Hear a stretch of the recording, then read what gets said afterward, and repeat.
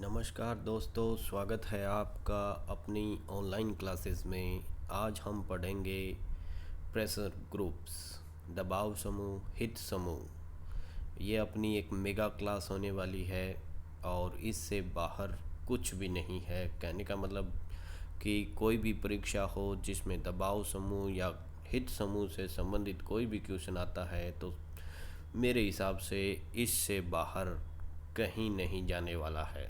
तो इस क्लास को शुरू से लेकर अंत तक देखें। जैसा कि आपको पता है कि आधुनिक लोकतंत्रीय शासन प्रणाली ने जहां राजनीतिक दलों के विकास में सहायता की है, वहां उसने अनेक दबाव समूहों को भी जन्म दिया है।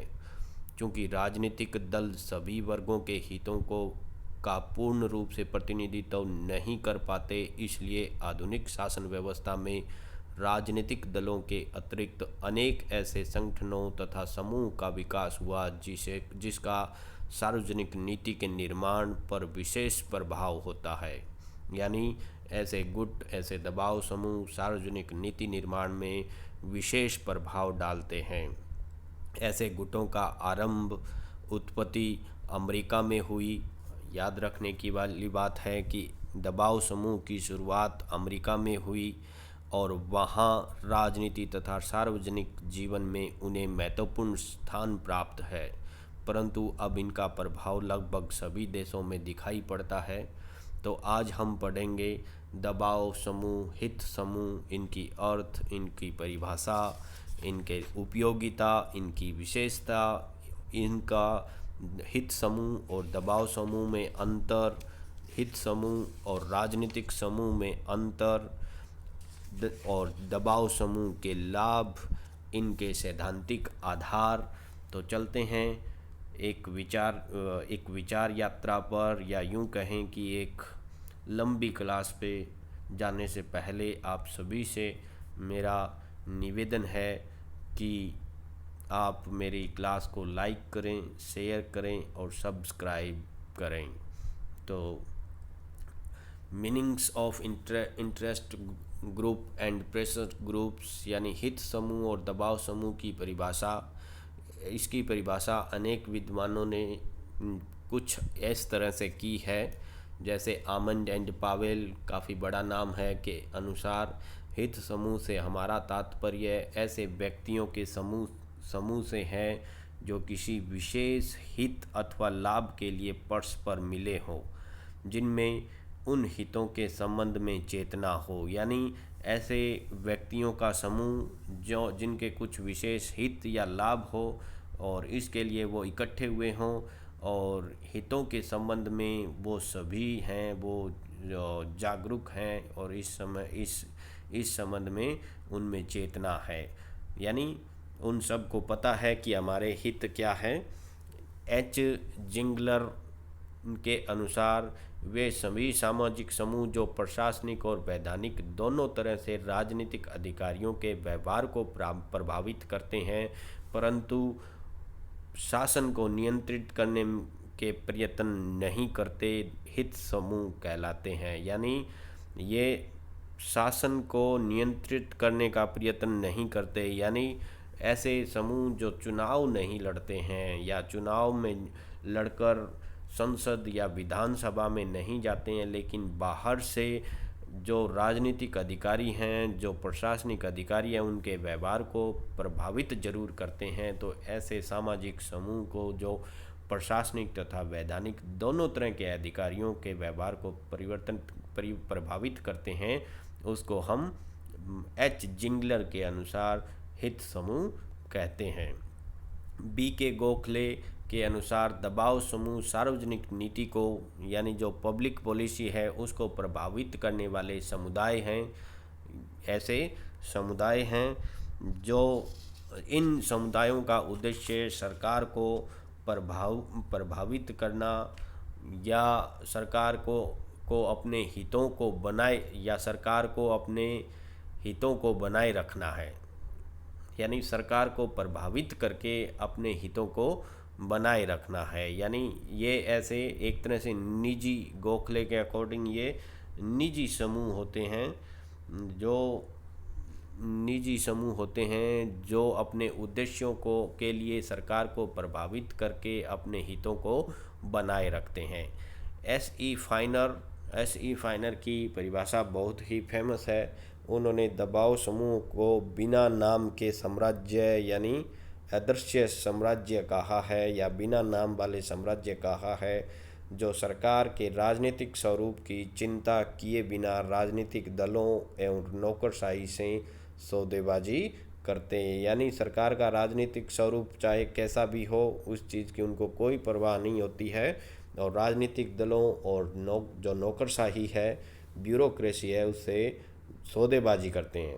सौदेबाजी का मतलब उनको लालच देते हैं, उनके किसी काम के बदले अपना काम करवाते हैं ऐसे, या उनको पद दिलवाने का भरोसा करते हैं, तो भरोसा दिलाते हैं। तो ऐसे सौदेबाजी करने वाले जो अज्ञात साम्राज्य है, या यूं कहें अदृश्य साम्राज्य है, उनको दबाव समूह फाइनर ने कहा है। एनसी हट के अनुसार दबाव समूह ऐसा संगठन है जो सार्वजनिक पद की जिम्मेदारी स्वीकार किए बिना, यानी ऐसे संगठन जो सार्वजनिक पद की जिम्मेदारी रेस्पॉन्सिबिलिटी नहीं लेता है और सरकार की नीतियों को प्रभावित करने का प्रयत्न करता है, यानी बाहर रहता है, जिम्मेदारी नहीं होती है, रेस्पॉन्सिबिलिटी किसी की नहीं लेता, फिर भी सरकार की नीतियों को अपने पक्ष में प्रभावित करने वाले को एनसी हंट ने दबाव समूह कहा है। रॉबर्ट ए डाहल के अनुसार दबाव समूह या हित समूह ऐसा समुदाय है जो एक राज्य द्वारा अपने सदस्यों के लिए लाभदायक नीतियां अपनाए जाने का प्रयत्न करता है। रॉबर्ट ए डाहल, काफ़ी इम्पोर्टेंट परिभाषा है इसकी, कि ऐसे समुदाय हैं जो राज्य द्वारा अपने सदस्यों को के लिए लाभदायक नीतियां, यानी जैसे फॉर एग्जांपल बहुत सारे व्यावसायिक ग्रुप बने हुए हैं, जैसे फिक्की, एसोचैम। तो ये जो लोग हैं, ये हमेशा सरकार को फंडिंग करते हैं या फिर लॉबिंग करते हैं, इनके द्वारा अपने लिए ऐसी नीतियां बनाते हैं जो इनके व्यापार को काफ़ी फ़ायदा पहुंचाने वाली होती है। तो ऐसी नीतियों का निर्माण करने के का प्रयत्न ये करते रहते हैं। तो उनको रॉबर्ट ए डाहल ने दबाव समूह या हित समूह कहा है। एम.जी. गुप्ता के अनुसार वे सब सामाजिक समुदाय जो प्रशासनिक व विधायिक दोनों प्रकार की राजनीतिक अधिकारियों के व्यवहार को प्रभावित करते हैं, किंतु शासन के नियंत्रण करने का प्रयास नहीं करते हैं, दबाव समूह कहलाते हैं। माइनर विनर के अनुसार दबाव समूह ऐसे व्यक्तियों का ऐसा ऐच्छिक समूह होता है। ये देखो, यहाँ एक नया शब्द आया, ऐच्छिक समूह होता है, क्योंकि दबाव समूह में कोई शामिल होना चाहता है, यानी जिसके हित होते हैं वो तो शामिल होते हैं, जिसके हित उससे नहीं जुड़े हैं तो वो उसमें शामिल नहीं होते हैं। जो प्रशासनिक ढांचे के बाहर होते हैं, यानी प्रशासनिक ढांचे में नहीं होते, और जो सरकारी अधिकारियों की नियुक्ति, नामकरण, प्रशासन व नीति इत्यादि को अपने अनुसार प्रभावित करने की कोशिश करते हैं। यानी किसी सरकारी अधिकारी की नियुक्ति, तो अपने पक्ष के अधिकारी की नियुक्ति अपने वहाँ करवाने के लिए, नामकरण के लिए, प्रशासन और ऐसी नीतियों के निर्माण के लिए ये सरकार को प्रभावित करने की कोशिश करते रहते हैं। ऐच्छिक समूह कहा है। ये पूछा जा सकता है कि दबाव समूह को ऐच्छिक समूह किसने कहा है, तो सिंपल सी बात होगी, माइनर विनर ने।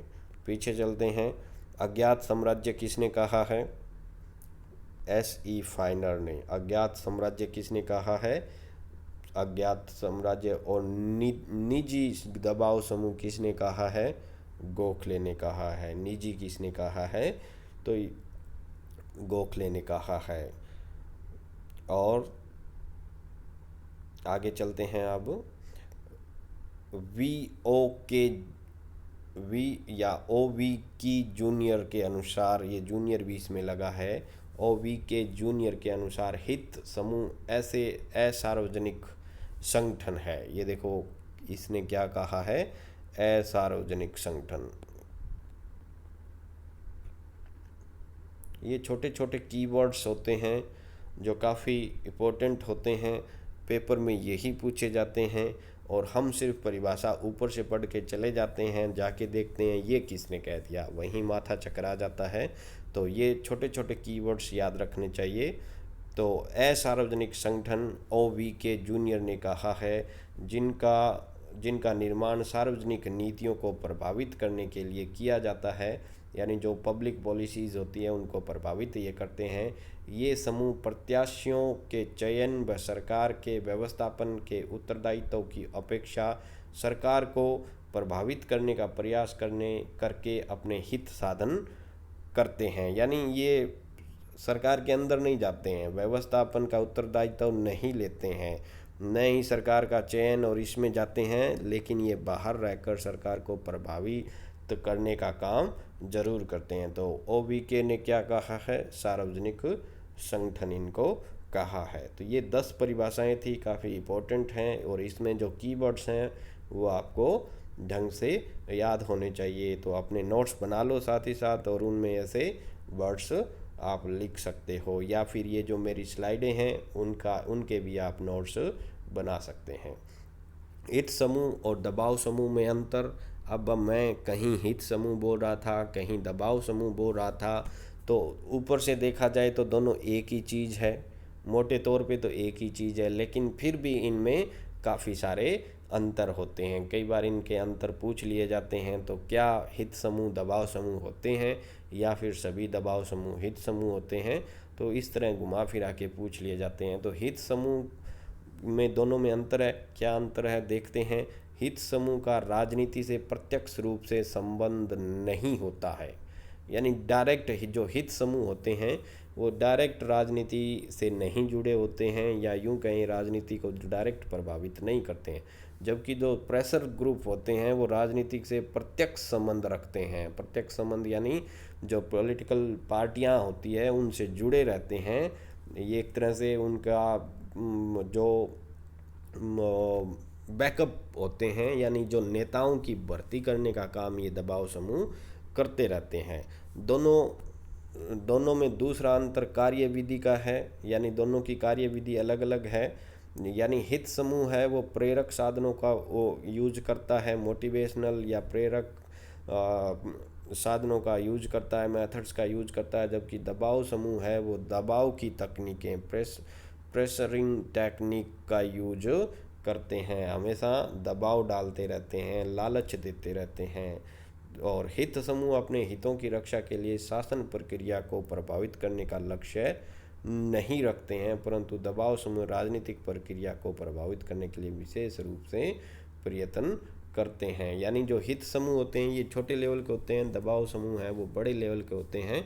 हित समूह कुछ समय के लिए होते हैं, अपने हितों के लिए प्रयास करते हैं, जो भी सरकार हो इनका कोई लेना देना नहीं होता है। लेकिन दबाव समूह है वो अपनी सरकारें बनाने के लिए और दूसरे राजनीतिक, और इस वजह से राजनीतिक दलों को काफ़ी चंदा देते हैं, लॉबिंग करते हैं और चुनाव में बहुत अच्छी भूमिका ये निभाते हैं। लेकिन हित समूह कुछ समय के लिए होते हैं और फिर वापस अपना हित पूर्ण होते ही एक बार कुछ समय के लिए राजनीति से हट जाते हैं। दबाव समूह का सैद्धांतिक आधार काफ़ी इम्पोर्टेंट है।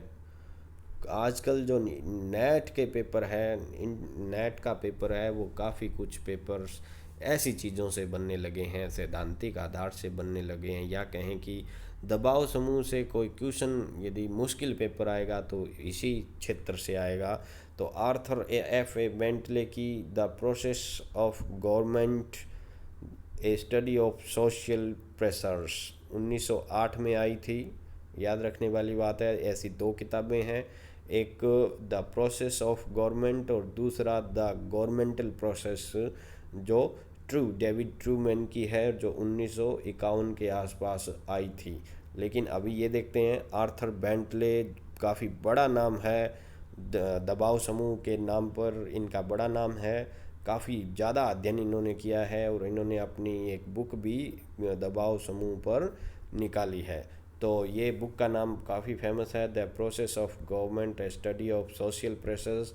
में इन्होंने दबाव समूह का काफ़ी सुव्यवस्थित तरीके से अध्ययन किया है। बेंटले के अनुसार राजनीतिक प्रक्रिया की मूलभूत समझ के लिए समूहों का अध्ययन आवश्यक है। यानी किसी भी स्टेट की आपको राजनीतिक प्रक्रिया को समझना है तो फिर आपको उस स्टेट के दबाव समूह को भी समझना पड़ेगा। बेंटले के अनुसार जहां समूह का पर्याप्त महत्व है वहीं सभी का महत्व है। यानी जहां समूह का महत्व है वहीं कुछ दूसरी चीज़ों का महत्व होता है, अन्यथा नहीं होता है। इसके अलावा ग्राम बालास एवं नॉर्मन एल्जिल के ने समूह के अध्ययन पर बल दिया। समूह का अध्ययन करने वाले विचारकों को हम नव व्यक्तिवादी, नव उदारवादी कहते हैं, या बहुलवादी भी इनको कई बार बोला जाता है, जो ये कहते हैं कि सत्ता में सिर्फ एक ही पक्ष नहीं या सत्ता पक्ष नहीं होता है, बहुत सारे समूह हैं जो अपना योगदान देते हैं। नव व्यक्तिवादी भी इसी की तरह के ही विचारक है जो कहते हैं कि वर्तमान समय में समूह के माध्यम से व्यक्तियों के हितों की रक्षा का प्रयास किया जा सकता है। यानी राज्य केवल अपना संपूर्ण सभी हित पूरे नहीं कर सकता, इसलिए जो समूह है वो भी और व्यक्तियों के हित के लिए लगातार कोशिश करता रहता है। ग्राम वालास की भी एक किताब है, बहुत अच्छी किताब है, थोड़ा सा याद नहीं आ रहा। द्वितीय विश्व युद्ध के पश्चात डेविड ट्रूमैन ने, जो मैं अभी बात कर रहा था, द गवर्नमेंटल प्रोसेस नाम की, the political interest and public opinion नाम की बुक इन्होंने लिखी थी पहली, और इसमें थोड़ा सा अंतर है। उसमें प्रोसेस ऑफ गवर्नमेंट थी और ये गवर्नमेंटल प्रोसेस है, तो ये दोनों काफ़ी इम्पोर्टेंट है। ये 1951 की बुक थी, वो 1908 की बुक है। तो इसने भी काफ़ी अध्ययन किया है। पहली बार समूह का अनुभविक अध्ययन रॉबर्ट डाहल नेल्सन पॉलसबाई ने किया है। बहुत इम्पोर्टेंट है, बहुत ही इम्पोर्टेंट क्वेश्चन है। अनुभाविक अध्ययन सबसे पहले किसने किया? रॉबर्ट डाहल और नेशनल पॉलसबाई, या फिर अनुभाविक अध्ययन से कौन जुड़ा हुआ है? ऐसे क्वेश्चन पूछे जाते हैं। रॉबर्ट डाहल के अनुसार सभी सक्रिय एवं वैधानिक समूह नीति निर्माण में सक्रिय भूमिका निर्वाह करते हैं। यानी जो सक्रिय और वैधानिक समूह है वो नीति निर्माण में सक्रिय भूमिका निभाते हैं, इनका ऐसा मानना है। अच्छी कोटेशंस है, कई बार पूछ लिया जाता है, लेकिन ये सबसे ज़्यादा इम्पोर्टेंट क्वेश्चन है। लॉबिंग क्या होती है? मैं बार बार लॉबिंग की चर्चा कर रहा हूँ, तो लॉबिंग क्या होती है? लॉबिंग एक ऐसी पद्धति है, दबाव निर्माण की एक ऐसी पद्धति है जो मूलतः अमेरिका में पाई जाती है। अमेरिकी सीनेट के सदस्यों को प्रभावित करने का प्रयत्न किया जाता है, इसके लिए इसे लॉबिंग कहते हैं। लॉबिंग का प्रयोग केवल विधायिका पर दबाव बनाने के लिए किया जाता है। यानी अमेरिका की पद्धति है, जैसे वैसे भी दबाव समूह जो प्रेशर ग्रुप है वो अमेरिका की ही देन है विश्व को। तो ये लॉबिंग है वो भी अमेरिका की एक पद्धति है। लॉबी जो होती है उससे लॉबिंग शब्द बना है। जैसे अपना गलियारा जिसको बोलते हैं, संसद का गलियारा, तो उसको लॉबी, अमेरिका में उस जगह को लॉबी कहते हैं। और लॉबी में अक्सर दबाव समूह के सदस्य घूमते रहते हैं और जो विधायक हैं, जो सीनेट के सदस्य हैं, उनके चैम्बरों में घुसते रहते हैं। तो इस वजह से यह नाम पड़ा है लॉबिंग। तो दबाव समूह का वर्गीकरण दूसरा इम्पोर्टेंट फील्ड है अब एग्जामिनर के लिए। तो आमंड एंड पावेल के अनुसार दबाव समूह को निम्नलिखित रूप से हम वर्गीकृत या क्लासिफाई कर सकते हैं, वर्गीकृत कर सकते हैं। ये काफ़ी इम्पोर्टेंट है, क्वेश्चन सीधा आएगा। आमंड एंड पावेल ने के वर्गीकरण में कौन से दबाव समूह शामिल नहीं है? सीधा सा क्वेश्चन आएगा। जैसे संस्थात्मक दबाव समूह, इंस्टीट्यूशनल प्रेशर ग्रुप, दूसरा सहचर्यात्मक दबाव समूह, तीसरा सांप्रदायिक और गैर सहचर्यात्मक दबाव समूह, और चौथा प्रदर्शनात्मक दबाव समूह। 4 तरह से इसने बांटा है। तो इसमें से एक नाम मिस होगा और वो ही पूछा जाएगा, तो इसलिए ये आप आज ही 4 नाम रट लो। अंदर की आप बात याद हो या न हो, लेकिन ये 4 आपको वर्गीकरण के आधार आपको याद होने चाहिए। तो चलते हैं। पहला संस्थात्मक दबाव समूह यानी इंस्टीट्यूशनल दबाव समूह। ये दबाव समूह सरकार या संस्थाओं के भाग होते हैं, यानी जो सरकार या जो इंस्टीट्यूट है उनके भाग होते हैं। तुलनात्मक रूप से ज़्यादा अनौपचारिक होते हैं, औपचारिक नहीं होते हैं, अनौपचारिक होते हैं। लोकतांत्रिक व्यवस्था की तुलना में जो अधिनायकवादी व्यवस्था है उसमें ज़्यादा प्रभावी रहते हैं, क्योंकि संस्थाओं से जुड़े होते हैं। और जो अधिनायकवाद की जो संस्था होगी तो फिर इनका ज़्यादा लगाव रहेगा।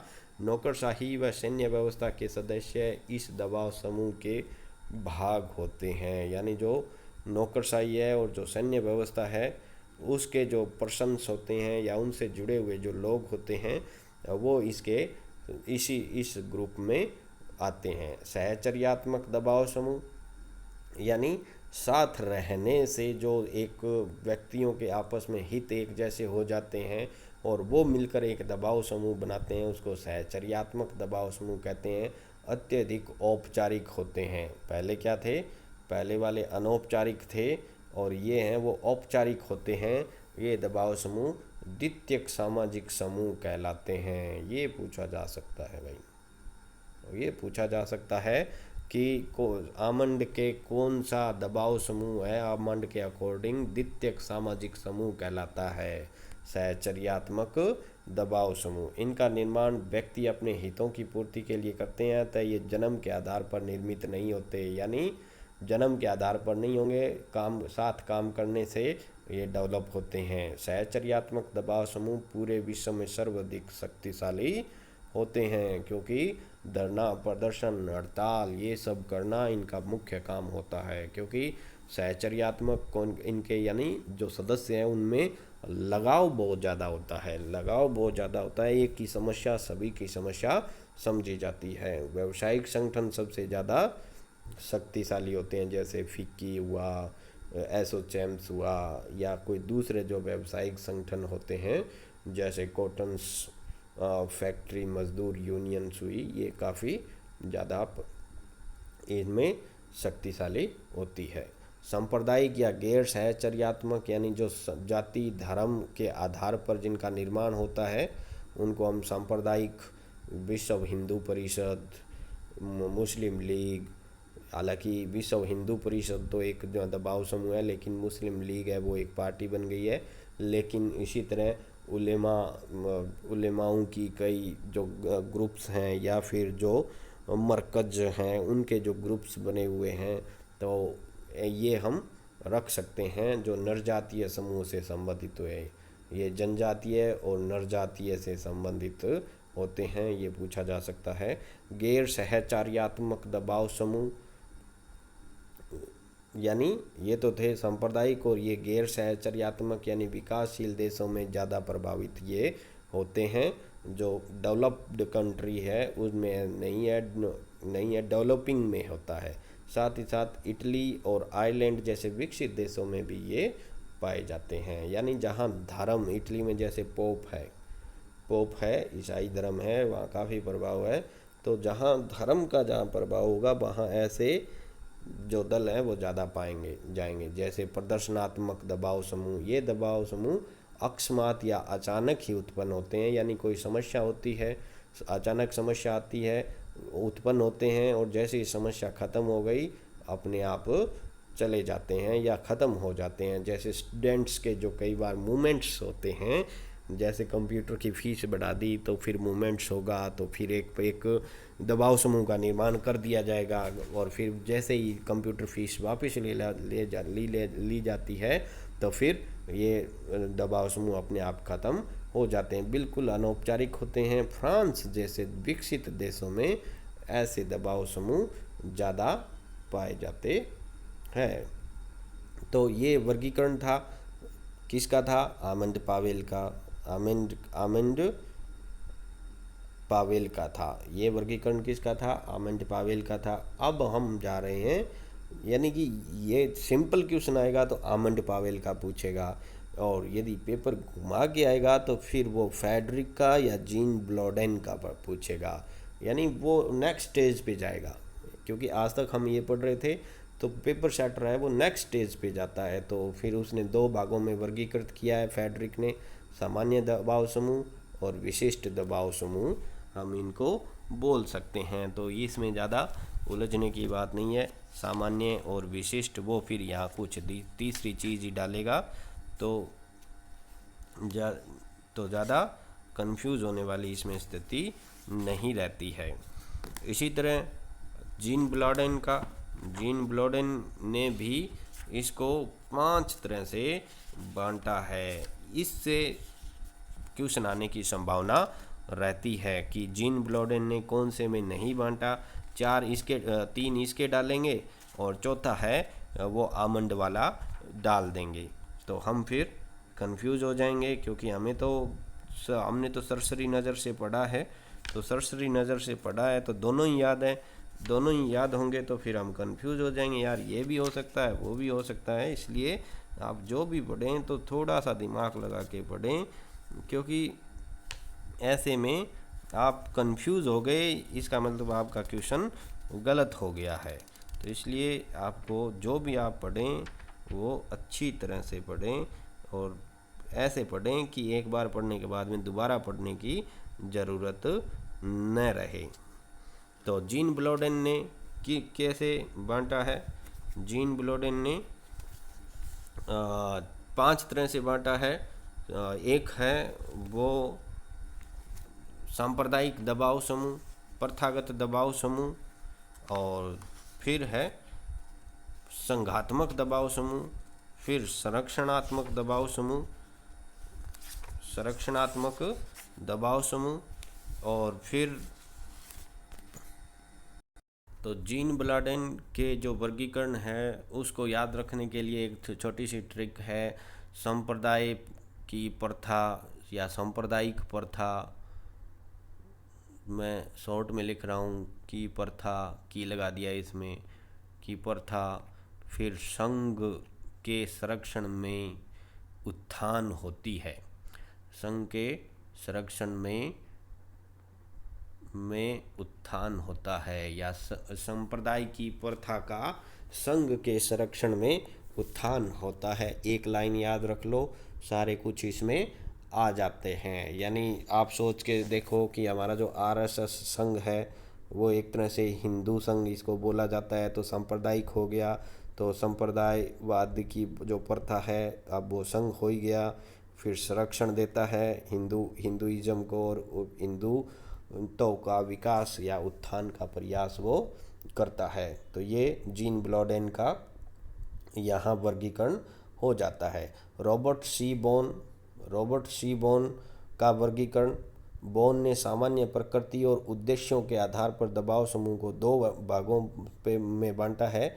ये पूछा जाएगा कि प्रकृति और उद्देश्य के आधार पर किसने दबाव समूह को बांटा है, तो रॉबर्ट सी बोन ने परिस्थिति जन्य समूह और अभिवर्ती जन्य समूह। ऐसे दबाव समूह जो अपने सदस्यों की रक्षा और सुधार से संबंधित होते हैं, ये प्रकृति से विशिष्ट होते हैं, यानी अपने सदस्यों के लिए जो काम करते हैं उनकी रक्षा के लिए और उनके सुधार से संबंधित होते हैं, उनको हम परिस्थिति जन्य, यानी ऐसी परिस्थितियों में ये उभर के आते हैं जब अपने सदस्यों के हितों को कहीं नुकसान होता है। या फिर अभिवर्ती जन्य समूह, ये समूह कम से कम समय अपने लक्ष्यों को प्राप्त करने के लिए सरकार को मजबूर करने का प्रयास करते हैं, यानी बहुत ज़्यादा दबाव ये डालते हैं, मजबूर करने की कोशिश ये सरकार को करते रहते हैं।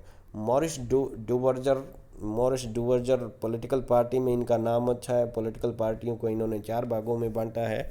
तो इन्होंने दबाव समूह को भी कुछ 3 भागों में शायद बांटा है। तो पहला अनन्य दबाव समूह, ऐसे दबाव समूह जो सदैव कार्य करते हैं, हमेशा बने रहते हैं।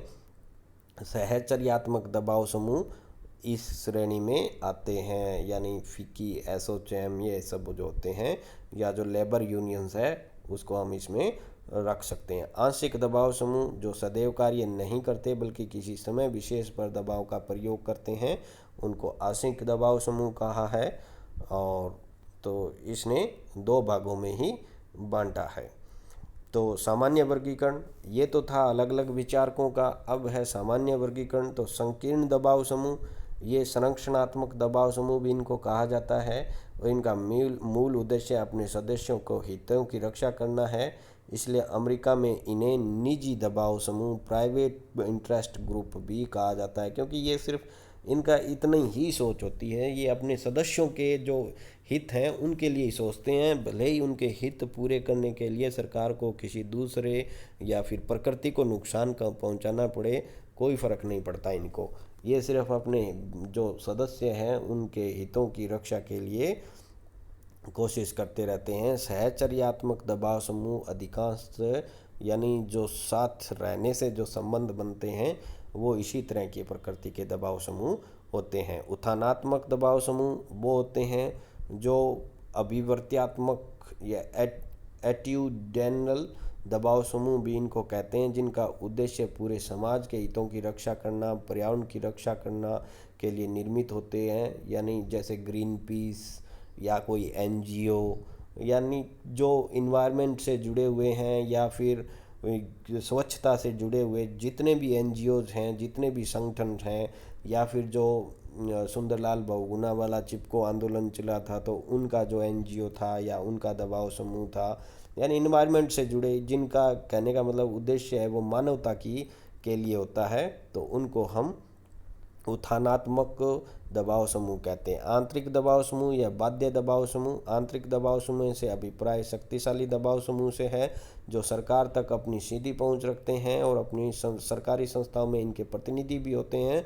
जैसे वाणिज्यिक संगठन आंतरिक दबाव समूह के उदाहरण हो सकते हैं, यानी इनके लोग हैं वो अंदर भी मौजूद होते हैं और ये इनकी पहुंच सीधे मंत्रियों तक होती है। यानी ये मंत्री कौन बनेगा ये डिसाइड भी यही करते हैं कि अब की बार इसको मंत्री बनाया जाए, क्योंकि सरकार को चुनाव जिताने में ये डायरेक्ट योगदान देते हैं। बाध्य दबाव समूह से अभिप्राय कमज़ोर समूहों की सीधी पहुंच सरकार तक नहीं होती है, ये कमज़ोर होते हैं। इन समूहों के प्रतिनिधि सरकार में नहीं होते, न ही इनसे परामर्श किया जाता है। यानी ये बस छोटे मोटे होते हैं, जैसे शिक्षक संघ है जो कमज़ोर समूह होते हैं और सरकार इनकी मान ले तो मान ले, न माने तो न माने, यानी ये बाध्य दबाव समूह होते हैं। तो दबाव समूह और राजनीतिक दलों में कुछ अंतर होता है। क्या क्या अंतर है? जैसे स्वरूप के आधार पर अंतर। राजनीतिक दल है उसका जो स्वरूप है वो सामान्य हितों का ये प्रतिनिधि करते हैं, परंतु जो दबाव समूह है वो अराजनीतिक संगठन होता है और किसी विशेष वर्ग के समान हितों को लेकर चलते हैं। यानी ये पब्लिक के नहीं होते बल्कि कुछ विशेष लोगों के या विशेष वर्गों के हितों को ही साधने की कोशिश करते हैं। सदस्यता के आधार पर राजनीतिक दल, एक व्यक्ति एक राजनीतिक दल का ही सदस्य बन सकता है, लेकिन एक व्यक्ति बहुत सारे दबाव समूह का सदस्य बन सकता है। चुनाव के आधार पर, यानी दबाव समूह है वो चुनाव में डायरेक्ट भाग नहीं लेते हैं। राजनीतिक दलों का काम ही चुनाव में भाग लेना है, सरकार बनाना है। उद्देश्य के आधार पर यानी ये सत्ता को प्रभावित करने और उन पर दबाव डालने के उद्देश्य को लेकर चलते हैं, लेकिन जो राजनीतिक दल हैं उनका उद्देश्य चुनाव में सफलता प्राप्त करना और सत्ता पर नियंत्रण स्थापित करना होता है। इनका ऐसा कोई उद्देश्य नहीं होता है। तरीके के आधार पर इनके तरीके, जैसे राजनीतिक दलों के तरीके हैं वो राजनीतिक दलों के तरीके हैं वो संवैधानिक साधन होते हैं, असंवैधानिक साधन का प्रयोग नहीं करते हैं। लेकिन जो दबाव समूह है वो असंवैधानिक तरीकों का भी प्रयोग करने से नहीं चूकते हैं। संबंधों के आधार पर, यानी कि राजनीतिक दलों का निर्माण अनेक दबाव समूह के मिलने से होता है। उनके उद्देश्य की प्राप्ति के लिए वो प्राय राजनीतिक दलों के माध्यम से शासन और विधायकों पर दबाव डालने का प्रयत्न करते रहते हैं। यानी दोनों के संबंध हैं जो सदस्यों के, उनके आधार पर भी इनमें काफ़ी भेद है। अब इनकी विशेषताएं, दबाव समूह की विशेषताएं काफ़ी होती है। जैसे समान हित, यानी जो भी दबाव समूह होगा उसके जो जितने भी मेंबर होंगे उनके हित समान होंगे। सर्वव्यापक रूप होगा, यानी कि दबाव समूह सभी विकसित और विकासशील सभी देशों में कार्यरत हैं।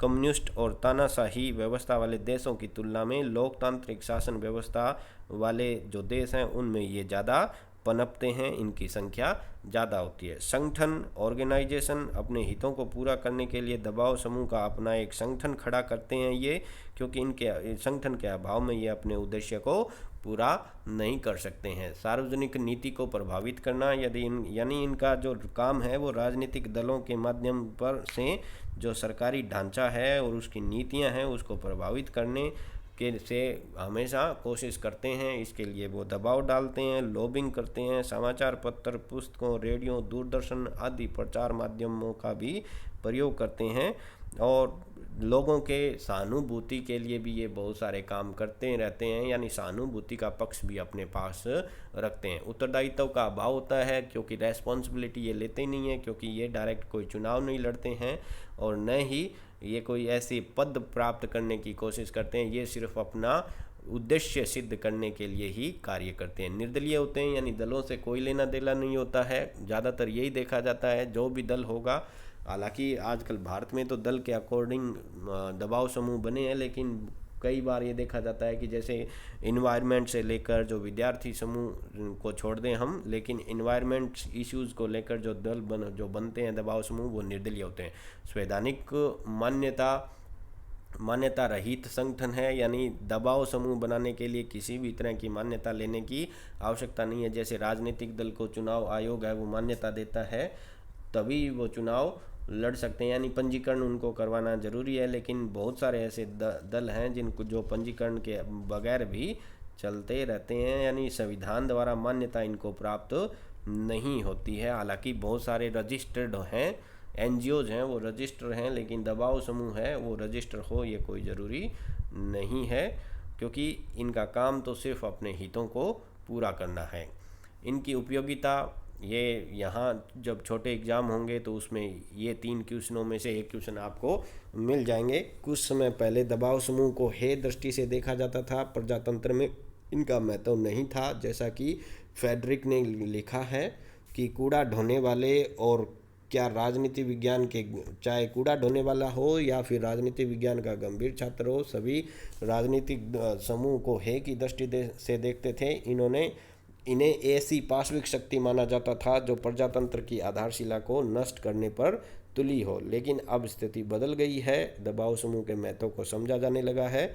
इसलिए मोरिन ने दबाव समूह को अदृश्य सरकार, यानी अदृश्य सरकार इम्पोर्टेंट है, मोरिन ने कहा है, और सेलिन ने अनौपचारिक सरकार इसको कहा है, और फाइनर ने अदृश्य साम्राज्य और सरकार में अंतर है भाई, थोड़ा सा इसको गहराई से पढ़ के जाना है। तो इसको ये कहा है। तो इनके उपयोगिता क्या है? जनमत निर्माण करना, यानी जो जितने भी जो दबाव समूह होते हैं वो जनमत निर्माण में अपनी अहम भूमिका निभाते हैं। यानी कोई भी पॉलिसी हो तो उस पॉलिसी का ये विरोध करने के लिए उस पॉलिसी को जनता तक ले जाते हैं और जनता को बताते हैं कि इसमें ये प्रॉब्लम्स है, तो इससे हमें लड़ने के लिए एक प्रेशर ग्रुप बनाना चाहिए या फिर हमें सरकार पर दबाव डालना चाहिए। यानी जनमत का निर्माण करने का काम ये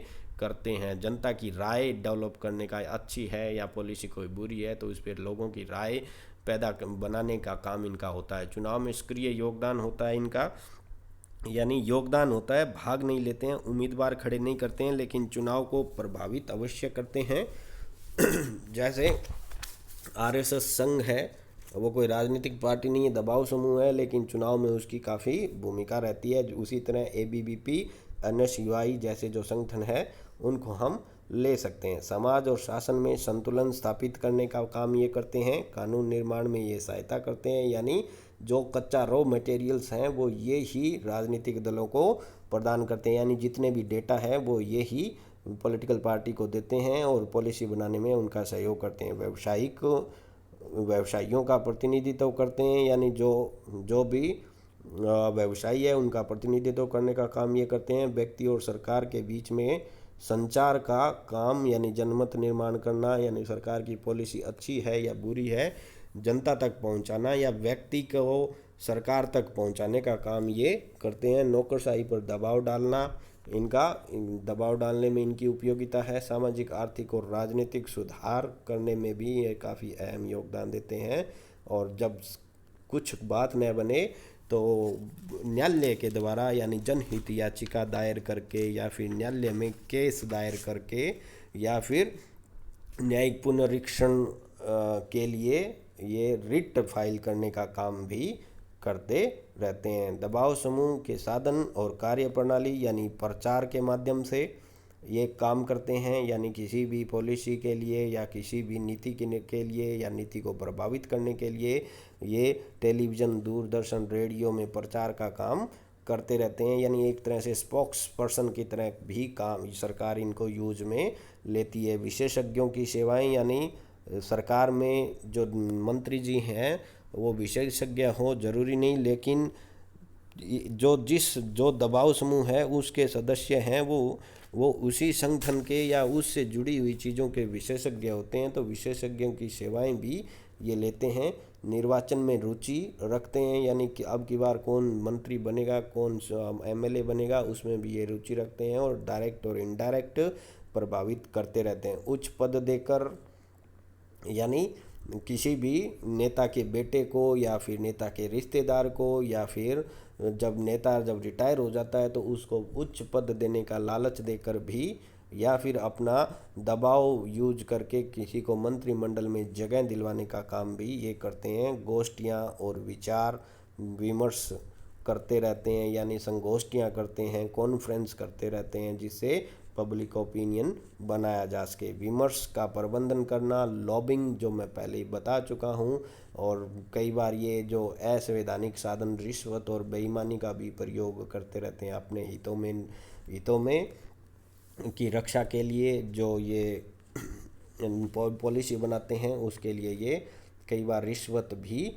दे देते हैं। न्यायालय की शरण में चले जाते हैं, हिंसक कार्रवाई भी करते हैं, यानी कि जब बात न बने तो दबाव बनाने के लिए कई बार धरने, प्रदर्शन, हड़ताल, तोड़फोड़ जैसे काम भी ये अपने सदस्यों से करवाते रहते हैं। अब है भारत में विभिन्न दबाव समूह कौन कौन से हैं। काफ़ी इम्पोर्टेंट टॉपिक है ये, परीक्षा की दृष्टि से काफ़ी इम्पोर्टेंट है। तो विशेष हित समूह में मजदूर संघ अखिल भारतीय ट्रेड यूनियन जिसका निर्माण है वो 1920 में हुआ। एटक जिसको बोलते हैं Indian national trade union Congress. INTUC जिसका निर्माण 1947 में हुआ। इंटक है वो कांग्रेस से जुड़ी हुई है। ये है एक्टक है वो यूँ मान लो लेफ्टिस्ट है। हिंदू मजदूर सभा, भारतीय मजदूर संघ, सेंटर फॉर ट्रेड यूनियन, सिट्टू जिसको काफ़ी बड़ा नाम है, यानी जो फैक्ट्री में कामगार हैं उनका एक संगठन है सिट्टू, 1970 में बना था।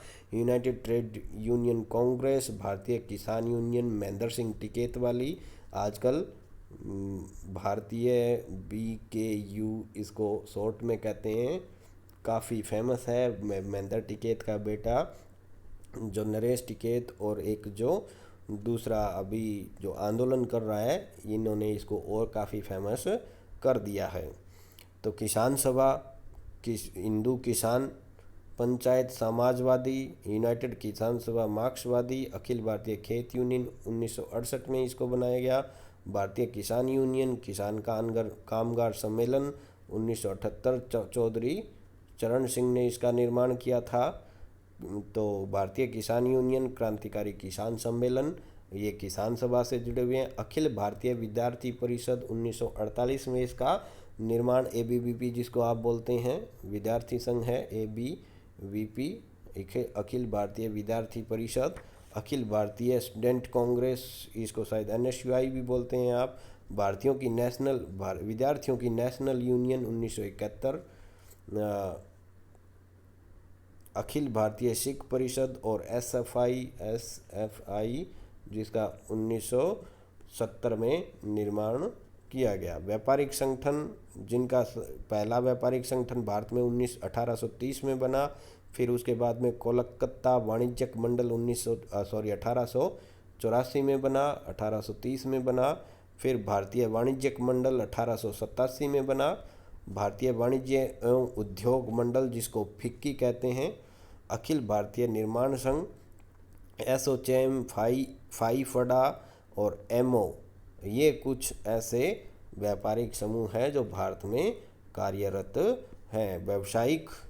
व्यावसायिक हित समूह यानी जो व्यवसाय हैं, प्रोफेशन है, उससे जुड़े हुए कुछ, जैसे बार एसोसिएशन वकीलों की है, वकील हैं उनकी बार एसोसिएशन है, मेडिकल डॉक्टरों की मेडिकल परिषद है, रेलवे कर्मचारियों का रेलवे कर्मचारी संघ है, पोस्ट भारतीय डाक एवं टेलीग्राम वालों का कर्मचारी संघ, अखिल भारतीय विश्वविद्यालय कॉलेज अध्यापक संघ यानी जो विश्वविद्यालयों के अध्यापक हैं उनका एक संघ है, और बैंक कर्मचारियों का संघ भी भारत में काम कर रहा है। तो ये कुछ हमने भारत में जो विद्यार्थी संघ, किसान संघ, मजदूर संघ कैसे काम कर रहे हैं इनके बारे में देखा। आज की क्लास में इतना ही। जाने से पहले लाइक और शेयर करें और सब्सक्राइब करें, और कमेंट बॉक्स में आपको आज की क्लास कैसी लगी इसके बारे में कमेंट करना भी ना भूलें। सब्सक्राइब करना भी आप ना भूलें। धन्यवाद। मिलते हैं नेक्स्ट क्लास में।